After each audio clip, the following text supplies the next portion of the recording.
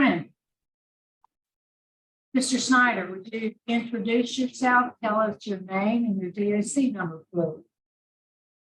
Good morning. My name is Alan Snyder, DOC number 169143.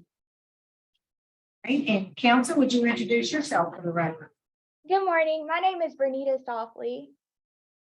And would you, typically the attorney wraps it up for us at the end with their presentation. Is that how you'd like to work it, or would you like to do it in the beginning? I like to speak at the end. Okay, great. So we'll ask for your remarks at the end after we hear Mr. Snyder's statement before we go. Okay. So let me just acknowledge the folks who have joined us. We have here with us in support, we have Charles Goebel and Mr. Martin Alexander. Joining us by Zoom, we have Carrie Myers with the Parole Project, Kenyana Johnson, Freddie Lloyd, and Marie Snyder. And let me acknowledge the list that I have from Angola. In support, we have that's legal staff, Claire Fitzpatrick, Fran Jordan Snyder, son, Alan Snyder's son, Earl Snyder, a brother, Clarge. In opposition, we have also joining Mr. Meyer from the DA's office and Ms. Shirley Moore, both of whom we speak in opposition. At the appropriate time, we'll call them in to do so. All right, so first I'll read some identifying information, Mr. Snyder, and ask you to confirm it. Then I'm going to turn it over to Mr. Marabella. Your case has been assigned to him. He'll take the lead on the interview. So, Mr. Snyder, you're here today seeking the commutation of your sentence. You were sentenced in Jefferson Parish. In August 1997, you received a death sentence, an original charge of first-degree murder. That conviction was reversed later, and you got a new trial in March 2008. You were found guilty of second-degree murder and received in March of 2012 a life sentence. Is that information correct? Yes, ma'am. Okay. Would you answer Mr. Marabella's questions, please? Good morning, Mr. Snyder. My name is Tony Marabella. Can you hear me okay? Yes, sir. Mr. Snyder, how old are you, sir? 61. How long have you been in prison on these charges? 28 years. So if my math is correct, you were roughly 33 years old when this happened. Is that right? Yes, sir. Tell me a little bit about Alan Snyder at 33 years old. What were you doing? Were you working? Yes, sir. What kind of work were you doing? At the time, I was a dispatcher for Continental Grain on the river, boats. How long had you been doing that work? Roughly about 6 months on that job, on the same job, the boats. But I've been working with the company 8 years. Tell me a little bit about your education at the time. Did you finish school? Yes, sir. And you were in the Marine Corps, is that correct? Yes, sir. How long were you in the Marine Corps?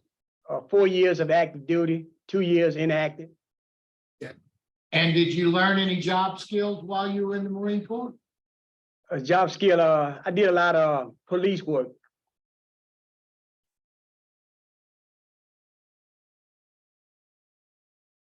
So tell me a little bit about alcohol or drugs at the time, 33 years old.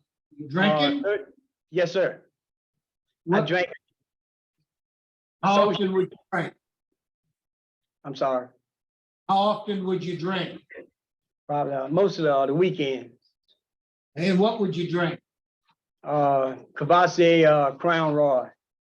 How much would you drink on the weekends? Not to the point where I was unable to function. Maybe 1 or 2, maybe 3 highballs. And how about drugs? Have you ever taken drugs? Never. I tried marijuana. I got involved with cocaine, got in trouble for it. Tell me about When did you try marijuana? Off and on over years, probably about, never smoked a whole joint in my life. Always shared it with someone. But not Now, consistent. you mentioned you got in trouble with cocaine. 1989, got arrested for or you pled guilty to possession of cocaine. Tell me Yes, what was going on there. Were you using the cocaine, selling the cocaine? What? Selling it. Did you ever use it? No, sir. How is it that you got to start selling cocaine? What brought you to that? I was on layoff at the time, hanging around with some guys that I went to high school with in the country, and got a bit bored. Tried something that they've been doing. 2 times I sold to a police twice, got in trouble, went to drug treatment for 12 weeks, never touched the stuff again. Well, let me stop you. I asked you a minute ago if you were selling it or using it, and you said you were selling. Yes, sir. But why did you go to drug rehab for 2 weeks if you were just selling? It was required in my probation that I go to the drug treatment program for 12 weeks. But you never used cocaine? Is that what you're trying to tell me? Yes, sir. Yes, sir, that's what you're telling me, or no, you never used it? I never used it, sir. I sold it. But part of your sentence was requiring you to go through some sort of substance treatment. Is that what I'm hearing? Yes, sir. After that, did you ever use cocaine again or marijuana or any other illegal drugs? No, sir. Were you drinking Cavassier and Crown back then as well? No, sir. When did you start drinking?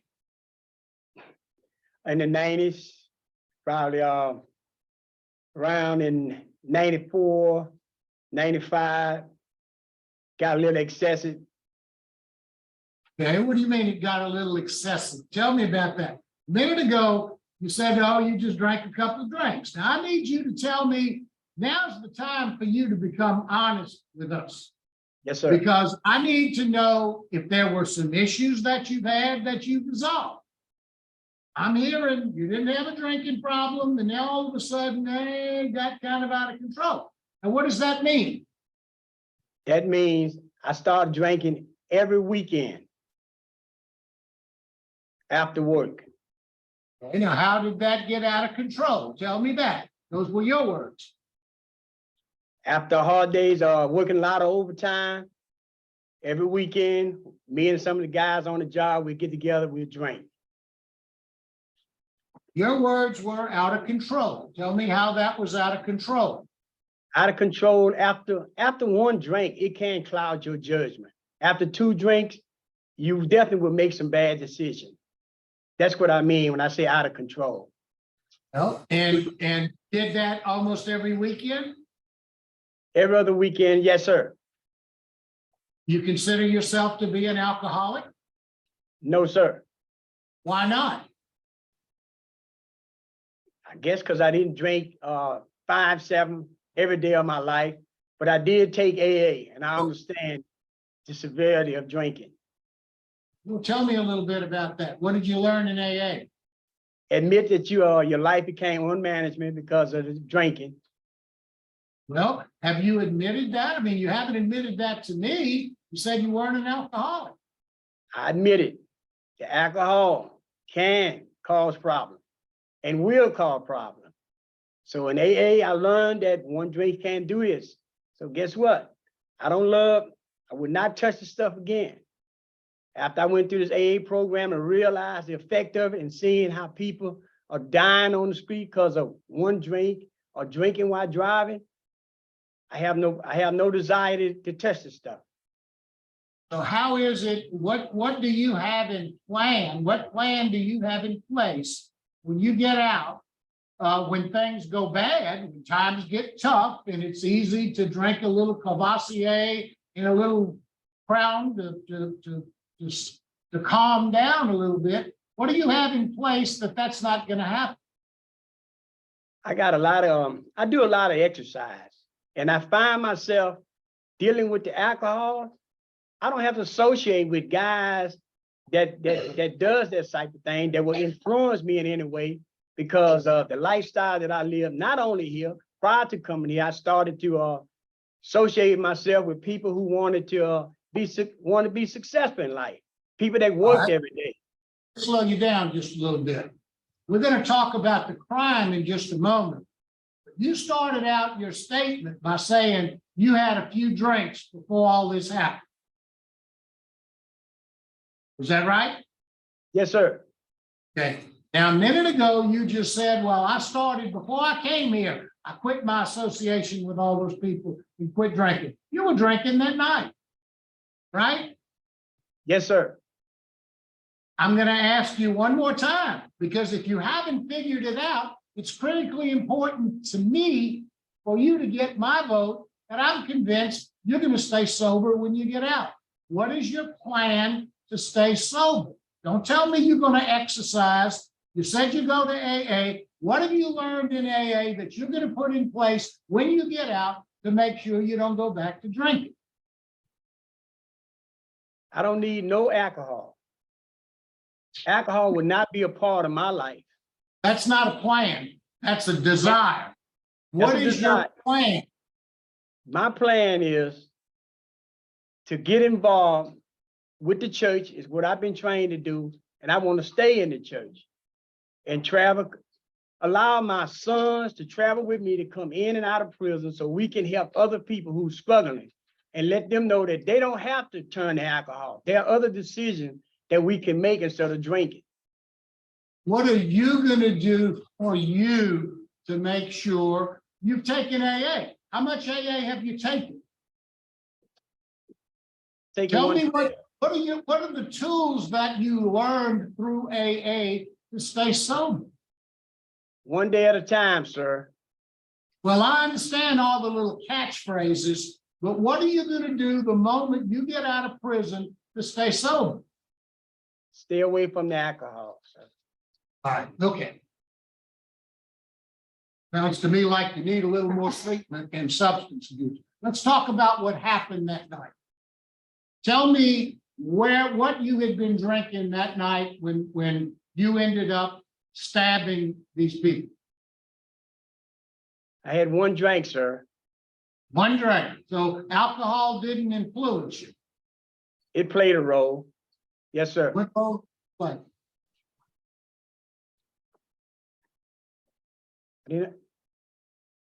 What role did alcohol play in your stalking this lady and killing? Tell me what role alcohol had. I believe that the alcohol just a stimulus to try to quiet my thoughts down, slow me down. And then what happened after you had the drink? I paged my wife a few times. Hopefully I could convince her to come home that night. She didn't call back. And I decided to drive out. Hopefully I ran into her. Didn't end up by a cousin's house. Then I walked down by my mother-in-law's house. You didn't stalk them and go look for them and go wait for them when they came there? I went to a cousin's house. That's where she called me from. I went from last place she called me. I went to a cousin. Then I went to my mother-in-law's house, and they had a car parked there with the lights running, headlights on, and the engine was running. Where did you get the knife? Sir? Where did you get the knife from? Where did I get the knife? I had a knife in my pocket. So tell me what you did. Tell me the whole process from the time you had your drink. You said you only had one drink. What did you drink? Probably Crown Royal on the rocks. Okay. So after you went to have that drink at A place called C&H. That's a club. a bar, Yes, sir. and you had one drink. And Yes, that sir. was what, stimulate you, you said, or to slow you down? Yes, sir. What did you need to be stimulated or slowed down from? What were your feelings? What were your emotions? What was going on with you that you needed a drink? My emotion was all over the place. Now tell me about it. What were they? Anticipating, she's coming home, gonna bring the kids home, excited, Jealous, angry, probably, not sure. and what did you go look for her for? To convince her to come home. What did you learn? What did you decide when you saw she was with another man? I didn't know who she was with or where she was at. But I acted out. You learned at one point she was in the car with another man. What went through your head at that point? When I looked in the car, my mind went blank and I cut and stabbed those people. What kind of knife did you have? and You I'm- said you had a knife in your pocket. What kind of Yes, knife sir. did you? I had a steak knife in my back pocket. You had a steak knife in your back pocket. Where did Yes, you get sir. that steak knife from? When I left home, it was in my back pocket. So you were in a bar drinking with a steak knife in your back pocket? Not even realizing. Why did you put Yeah. a steak knife in your back pocket? I have no idea. Weren't drinking at home, so you had a clear head when you put that steak knife in your back pocket? It was just, I was, at the time she called me, I was eating something. I was eating pork finger, barbecue pork finger at that time. I got up, rushed out, jumped in the car and just drove. You just stuck the steak knife you were using in your pocket. It was still full of barbecue sauce or something on it? Possibly, I'm not sure, sir. No, I don't think I believe that. Is that your story? Is that what you're telling me? Because I believe you were angry and you were looking for her and you wanted to put a stop to her boyfriend. That's not true. Sir, Now it's time for you to be honest. well, can't really say I was angry, but I was excited that we talked about reconciling, she was coming home. So You're the only one that suggests that in all of the reports that she talked about coming home. She never said that. Reports indicate that that isn't so. we discussed possible. I'm not trying to retry your case, Mr. Snyder. Yes, sir. I'm here simply to see how honest you're going to be to me and whether or not you've changed from the man that committed murder 27 plus years ago. Now, if your story is that, be perfectly frank, you stick with it, you say whatever you want to do. But I've got to make up my mind as to whether or not I believe you're being honest with me or not.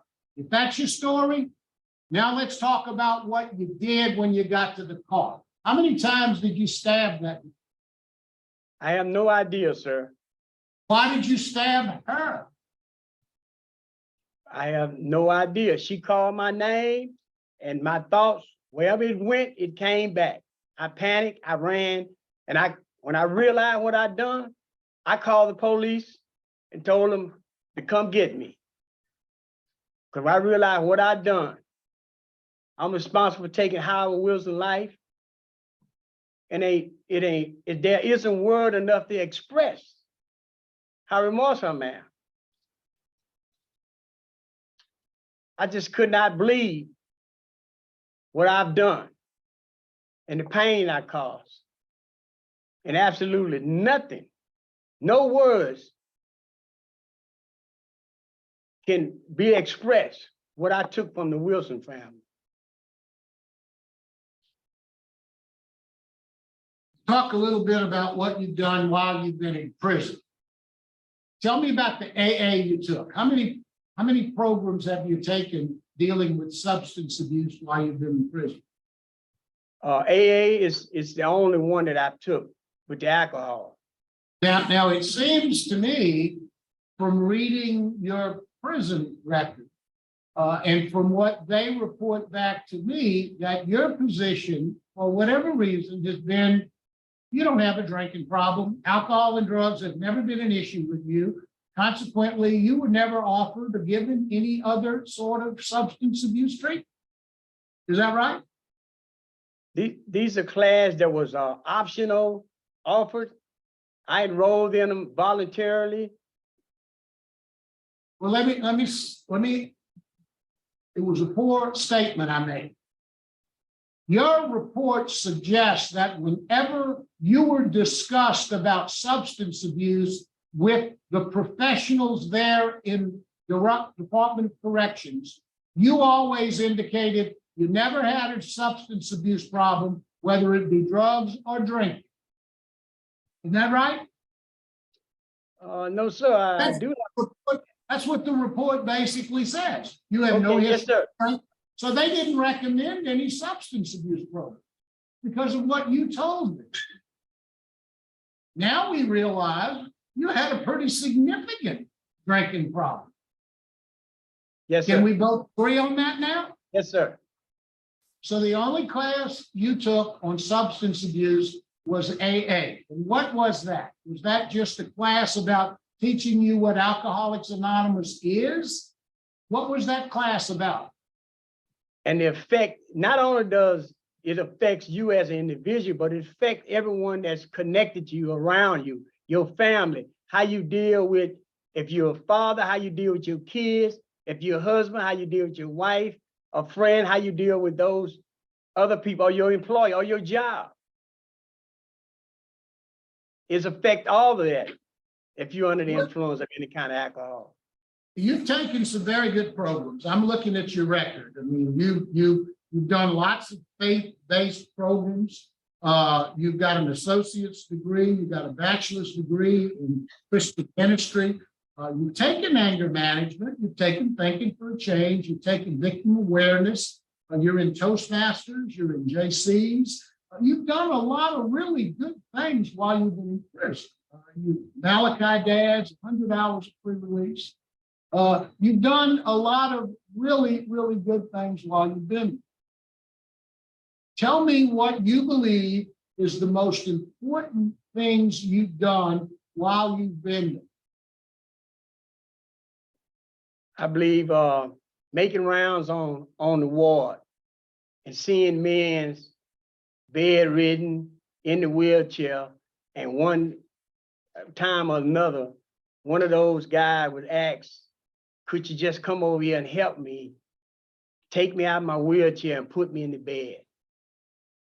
To be able to help someone who can't help themselves, it puts you in a place where, what do I do? I'm not an orderly over here. I'm just an inmate minister making rounds. But what do? I heed to his voice. In spite of what it smells like in there, I pick him up, I help him to his bed. Or I help one, he's want to go get on the scale and weigh himself.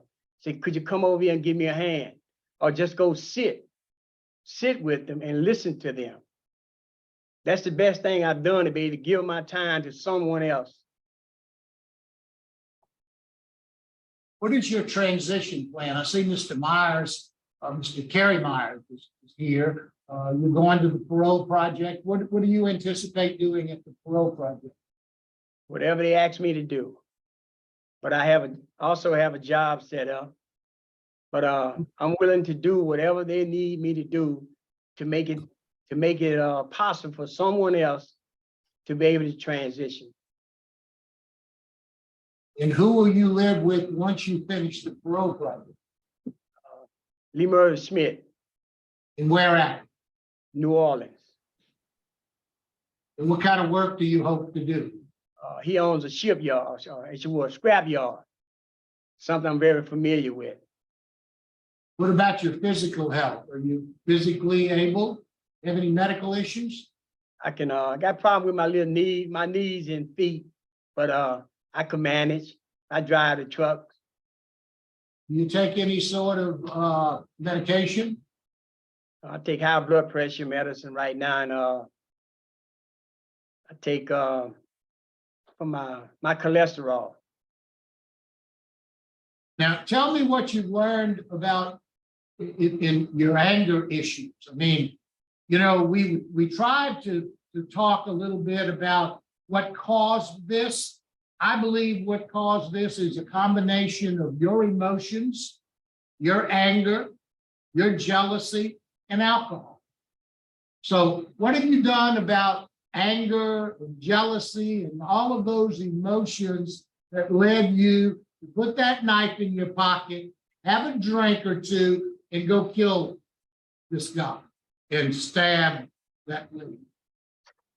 Tell me what you've learned about how to control those emotions. What I've learned is to cage my rage. In the cage of rage is there always a primary thing that strikes your arm that leads to secondary action. I realized that once your emotion is out of your control, you learn to control your own emotion. I know in this environment, you could be upset about many things day in and day out with guys living next to you. So what I've learned to do is not let what other people do control your emotion and help you make bad decisions. Because at the end of the day, the decision is totally my decision to make. If I allow someone to make me angry, they really controlling me. I don't have no control. So I've learned this for these past 20 plus years is how to control my own emotion and make my own decision in spite of whether they say something to me in derogatory, I mean, any kind of thing to try to degrade me or say something I don't like. I don't allow people to make me angry or control me. And I'm still able to make good decisions in spite of, I can agree to disagree. And that's what I've been practicing day in and day out. What can you tell us about Mr. Snyder? I can tell you that he did have a certificate of participation for the sober group of Alcoholics Anonymous. He completed that, the 12 steps and the 12-step tradition of Alcoholics Anonymous on May 4th of 2013. Everything else you mentioned in the that he had taken, you mentioned that already. Thank you. Madam Chair, that's all. Thank you, Madam Chairman. Good morning, Mrs. Snyder. How are you? Morning, sir.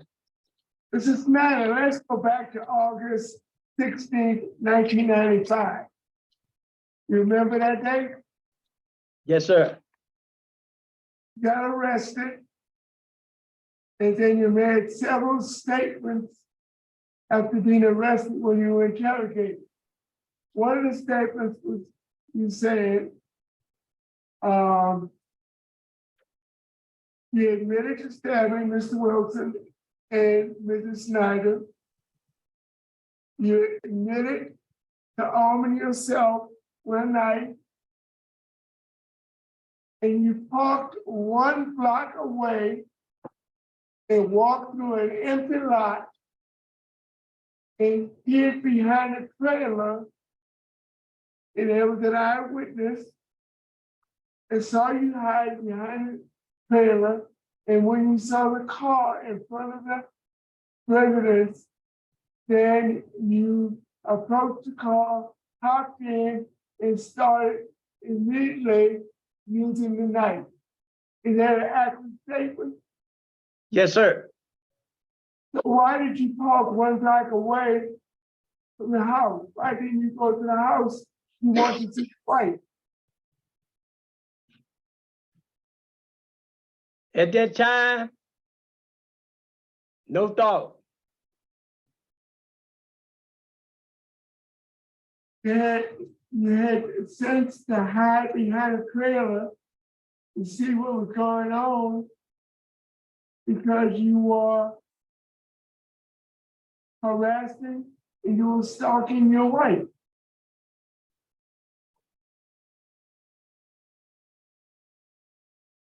Yes, sir.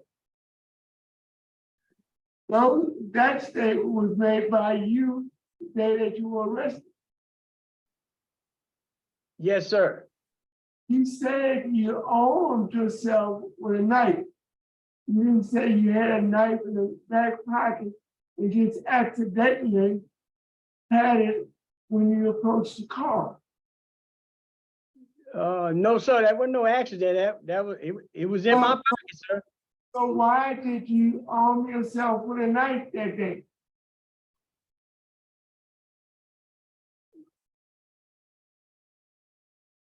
Well, that's a bad neighborhood over there, sir. Okay, thank you, sir. All right, I see no other questions, so we'll hear from, I can allow for 3 speakers. We have more than that who've indicated they'd like to speak. But first, let's hear, you have your son, Alan Jr. there with you. We'd like to hear from him. Yeah. She can see you right there. You can sit down. She can hear you. Hey, how y'all doing? My name is Alan Snyder Jr. Y'all can hear her? Yes, we can. Go ahead. What would you like us to know? I'm just speaking from the heart. Well, my dad, a very good dad. I look up to him a whole lot. He's like an idol to me. Our whole life, well, he left when I was 8 years old. So until that time, we was a good, happy family. Him, me, my mom, sister, brother. He raised my sister. She's not his biological daughter, but he raised her like his own. She still calls him dad. We still got a good relationship. Since he's been incarcerated, I mean, he's been in our life the best he could the whole time. We've always been in communication with us and everything like that. And me and my dad relationship is real close and tight knitted.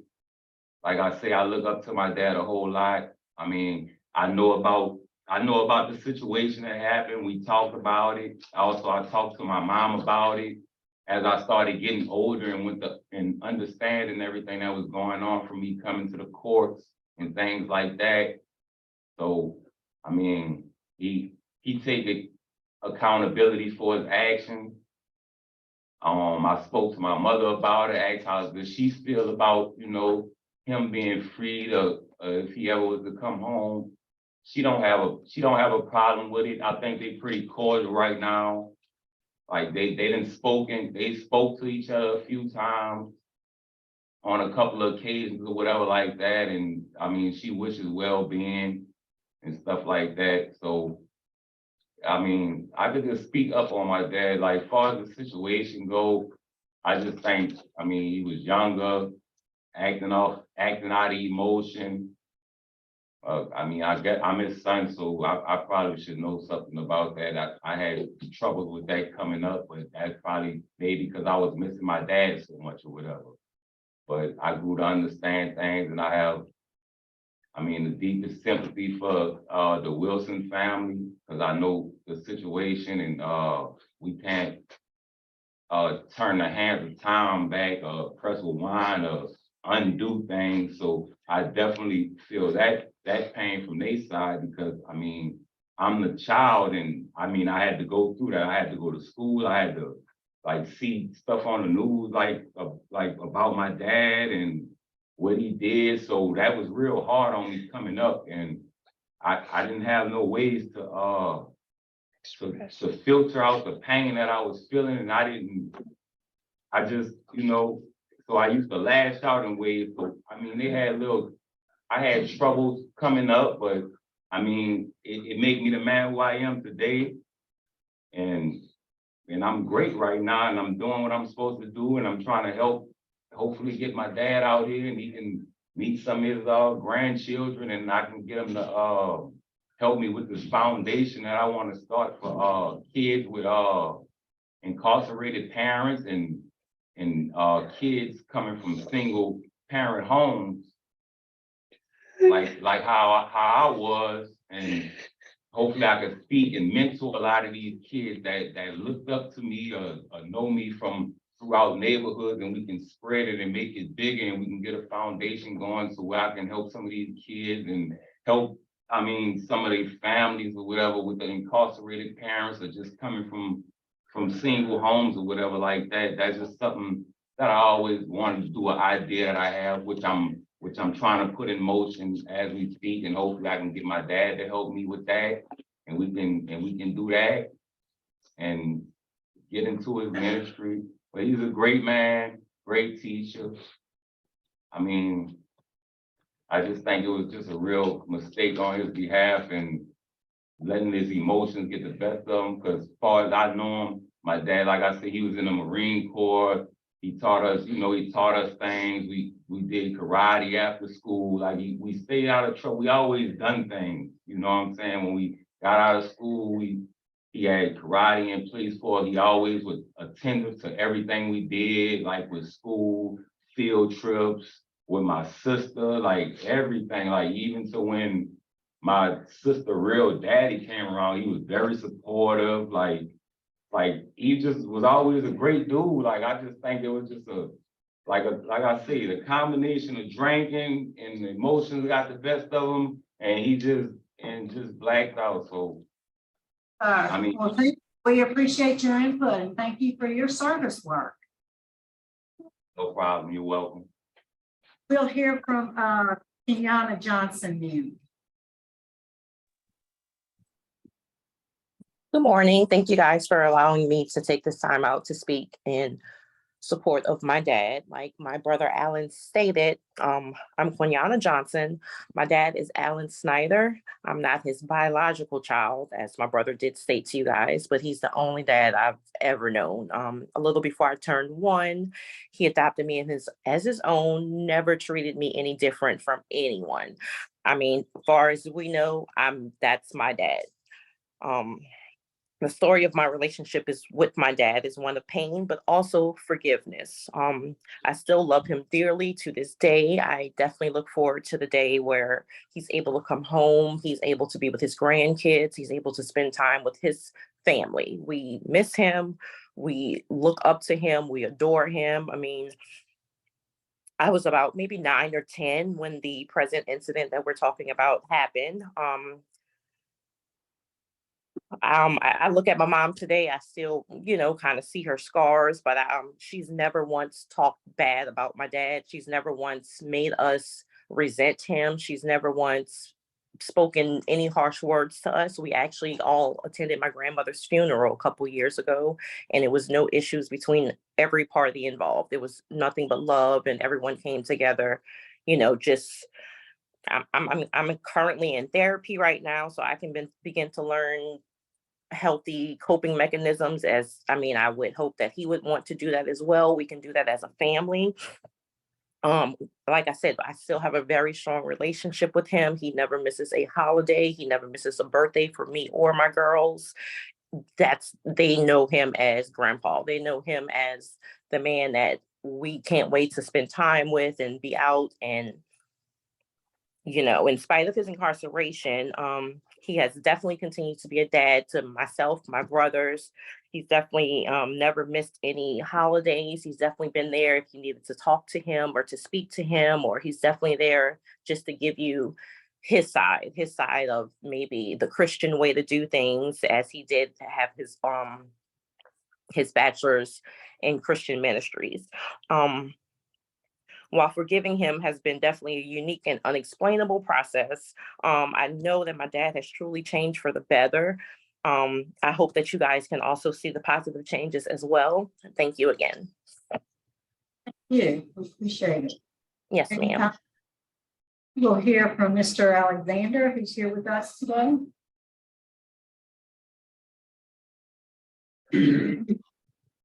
Board, good to be here with you today. My name is Whitney Alexander. I'm the missions pastor at First Presbyterian. I'm responsible for about 52 missions. And I just came last night from Egypt, where we have one of our missions partners there. I told Mr. Snyder 3 weeks ago that I would not miss this oral hearing. I met Mr. Snyder October 26th of 2020.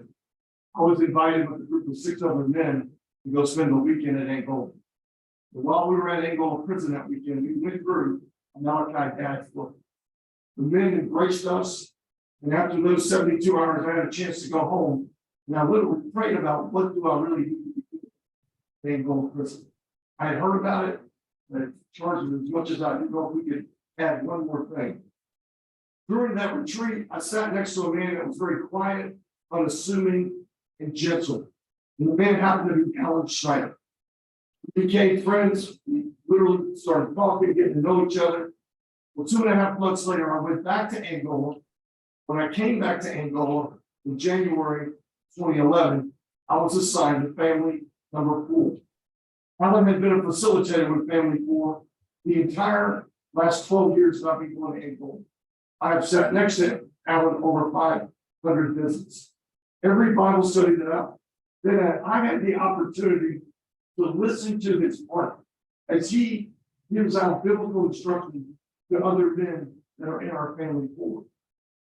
I have been amazed by this man's heart. I don't know the man of 28 years ago.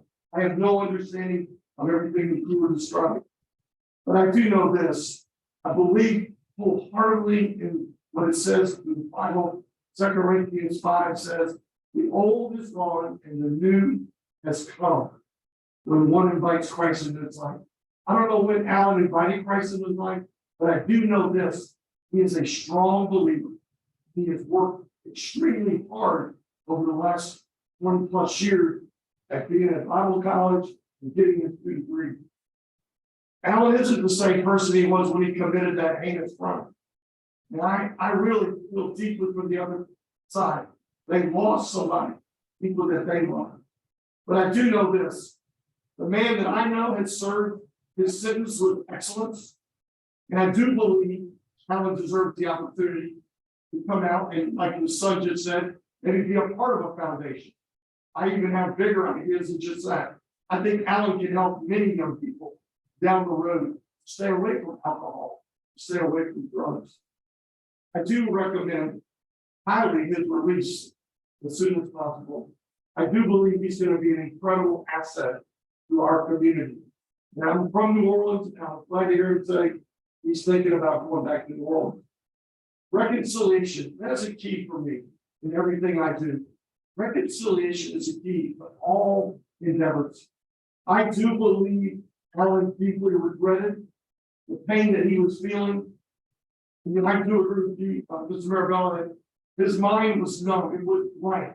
He did something that he deeply regrets, and that he inflicted pain on the victim's family. And I think he's actually not only remorseful, but he's paid it over and over in his head by thinking about, why did I do this? Why do I think of Alan as a godly man? Over the past 13 years, we literally taught 3 books. The Heart of a Father, The Heart of a Man, Part 1, and The Heart of a Man, Part 2. The book was written, these 3 books were written by a guy that's 90 years old today, named Gene Getz. It's a man that literally talks about the inside, what's going on inside your heart. Alan's heart is beautiful. Did he make a mistake? Yes, he did. I wish he had never done that. But I do believe he deserves an opportunity to come on the outside and be able to give to his family as well as to give back to his community. Thank you, sir. All right, now we'll hear from the opposition. We have joining us by phone, we have Ms. Shirley Moore. Ms. Moore, could we get your statement, please?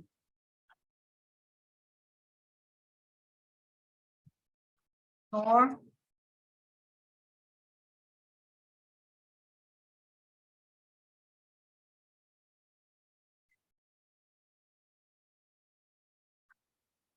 Stand by, Ms. Moore, we can't hear you.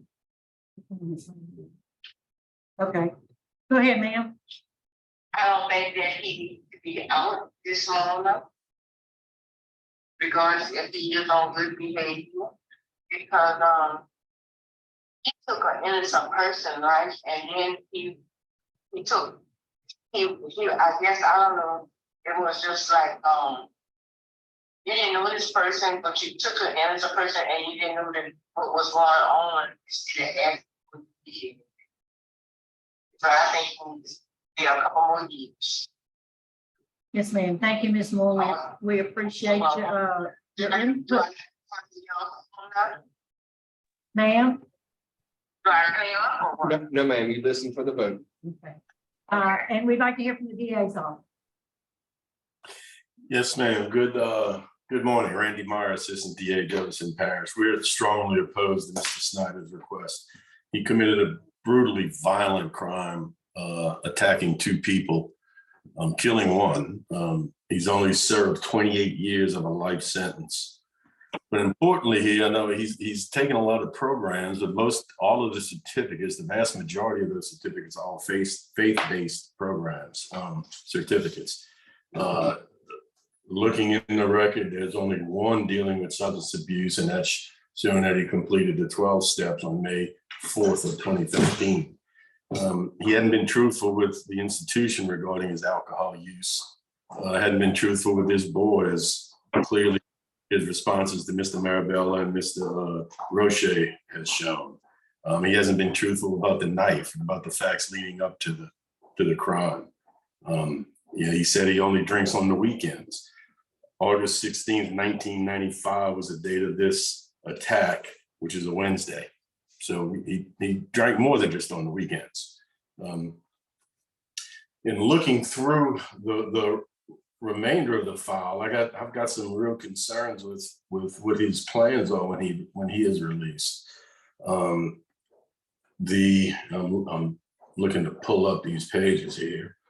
So his residence plan is on Lacombe Street in New Orleans, and his job employment plan is with LMS at 10201 Old Gentilly Road. If you look on Google Maps for that address, there's no business at that location. Looks like if there is a business there, there's a at that address, it's swamp and trees, and behind that you can see, looks like it might be some type of a wall of some sort. And down the road a little bit is where there's an entrance, which is a different address and which is a different business. There's a letter in there in the record from LMS Incorporation saying that we're going to give him a job. Which is also at that 10201 Old Gentilly Road address. However, there's no such corporation on file with the Secretary of State in Louisiana. So I've got some real concerns with Mr. Snyder and where he is today. I don't think he has shown this board that he is ready for a commutation of sentence, and I would request that he be denied today. Thank you. Yes, sir. All right, Mr. Snyder, before we turn it over to your attorney, would you like to make a statement? Yes, ma'am. All right. First and foremost, I'm humble for this opportunity. And I would like to say there's nothing. As a matter of fact, there isn't a word in the English language to express how remorseful I am for what I took from the Wilson family and for the trauma and the pain I caused Mary, her family, our own children, all of his sister, all of Mr. Wilson's sisters, brothers, his child, his son, his wife, all the victims involved. And I didn't know the impact of one bad decision would have on three different families, and how irresponsible, how I failed as a citizen of the community, how I failed as a father, and how I failed as a husband. I just ask this board for mercy, and they consider all those that spoke on my behalf, that nothing in this world could take the remorse that I have for what I've done. And words cannot express that again. And absolutely nothing can replace what I took from the Wilson family and the pain I caused in this situation. Thank you. Softly. Good afternoon, members of the board. Alan Snyder has worked each day of his 28 years of incarceration to show that he's not the same man that committed this tragic crime in August of 1995. As Mr. Snyder sat here before you today, you heard him take full responsibility. You heard about his significant evidence of rehabilitation. And also, Mr. Snyder has a promising reentry plan if he's released. So first, I'll speak about responsibility. I want to make clear that Mr. Snyder takes full responsibility for what happened in August of 1995. You heard him a few moments ago admit to stabbing both Howard Wilson and Mary Snyder. After this crime occurred, Mr. Snyder was immediately remorseful. He called the police to turn himself in, and the police found him curled in fetal position, and he said that he wanted to take his own life because of the harmful actions that he took that night. Also, Mr. Snyder continues that same remorse today. As he said before you today, he said that there are no words or actions that can take away the pain he caused to Howard Wilson's family, as well as the family of Mary Snyder. So Mr. Snyder has decided to channel this remorse into seeking various rehabilitative efforts. As Mr. Mirabella mentioned, Mr. Snyder has done a lot of different programs since his time at Angola. He has at least 48 certificates. And Mr. Snyder, he committed this crime out of anger. And he also said that he committed this crime while his feelings were all over the place. I want to make clear that at the time of this crime, Mr. Snyder was going through depression. And Mr. Snyder has worked to address those issues by taking classes such as Cage Your Rage, Victim Awareness, and Thinking for a Change. And he's also sought group therapy to help deal with his depression by seeking group therapy through the Trauma Healing Institute, as well as through the Malachi Dads program, where he served as a facilitator for 10 years. Mr. Snyder has also worked to repair his relationship with his children through the Malachi Dads program, as you see each of them present here today. And part of the reason why that relationship with his children is so positive is because of their mother, Mary Snyder. As you heard from Quinana Johnson, Ms. Snyder has never spoken bad about Alan Snyder, and she's pushed her children to continue a relationship with their father. As a matter of fact, when Alan Snyder's mother passed in 2017, it was Mary Snyder who informed Mr. Snyder of her passing. And they all attended the funeral, Mary, Alan, and his children, with no issues. Also, as Mr. Snyder has went through his 28 years at Angola, he's only accumulated 4 write-ups during 28 years. He's also had Class A trustee status since 2014. And this significant evidence of rehabilitation doesn't go unnoticed. Burl Kane, who was warden of this institution for 21 years, describes Alan Snyder as a model inmate and an example for others that moral rehabilitation really works in prison. Also, Ron Hicks, whom this board granted clemency just last month, describes Alan as a father figure and someone who has guided his personal life as well as his ministry. Also, Mr. Snyder will seek additional substance abuse classes. You heard that he took Alcohol Anonymous while he was in prison.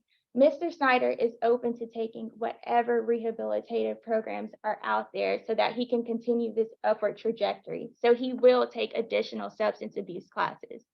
Also, Mr. Snyder, you see Carrie Myers present at the hearing as well. If Mr. Snyder is released, he will go through the Parole Project program, which has a less than 1% recidivism rate. Also, Mr. Snyder does have a job with LMS Scrapyard. Mr. Lee Murray Smith, he wasn't able to be present at the hearing today because he has a doctor's appointment, but he does have a job with LMS Scrapyard. So if Mr. Snyder is released, he'll continue this upward trajectory. And although he knows he's not entitled to anything, we just respectfully ask that this board, because of his responsibility, because of his rehabilitation, and because of his promising reentry plan, that you all grant him clemency today, whether that be through commuting his sentence to credit for time served or commuting his sentence to a term of years with immediate parole eligibility. And we just want to say thank you again for your time and consideration. All right, thank you, ma'am. All right, with the vote, we'll start with Mr. Marabella. Thank you, Madam Chairman. Mr. Snyder, you've done a lot of good things while you've been in prison. There's no question about that. You've taken some good programs. You've got some, while you've been in prison, you've been, as former Warden Kane says, model prison, while you've been in prison. You've got excellent support here in our facility right now, talking about how well you've done. And you have, there's no question of it. My concern is what I said to you early on. I don't think honest about what happened here. That's just a factor. A lot of times people cannot come to grips with what they've done. And they make up stories in their own heads about what the crime really was, so maybe they can live in peace. I'm not sure. This was a horrible crime. This crime was predicated on your alcohol abuse, on your emotional issues, and a horrible murder. You armed yourself with a knife. You were not honest with me about what the crime was. You were not honest with me about your alcohol consumption and your alcohol addiction. And you're not being honest with yourself about your alcoholism. And that's where I have the concern. Your lawyer says, and I understand that you'll take whatever we tell you to take when you get out. But you lied to the Department of Corrections about your alcohol abuse. Now, maybe shame on them, they should have looked deeper, but they got so many people they got to deal with, they got to go on what you tell them. And when we first started talking, you said, alcohol, not a big deal. Then you mentioned, oh, I got out of control. And then we started talking. And then you got honest. But you haven't been honest for a long time while you've been in prison about your alcoholism. And all of the plans that you have when you get out are very good. But if you don't deal with you and your alcoholism, you're going to go back to drinking, and something like that is going to happen.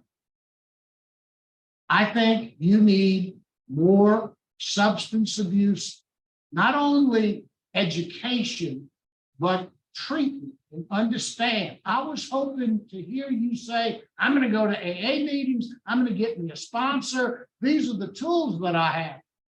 I threw, I don't know how many softballs to you asking for that.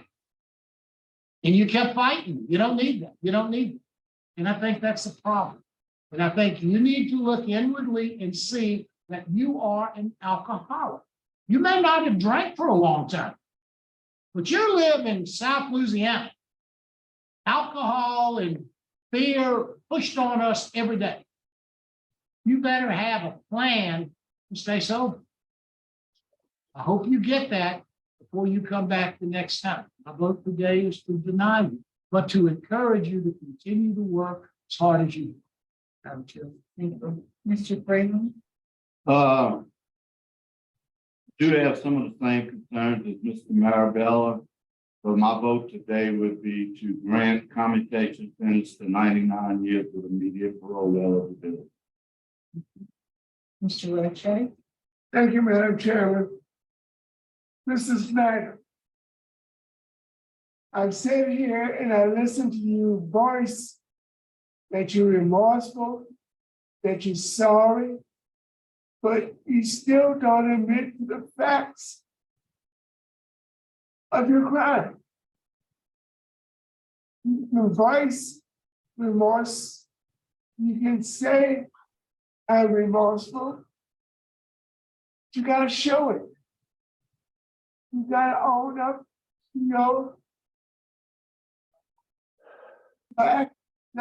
own up to what actually happened that day.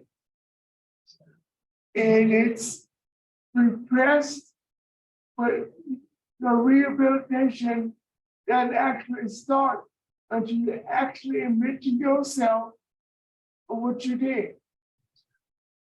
And you remember exactly what you did.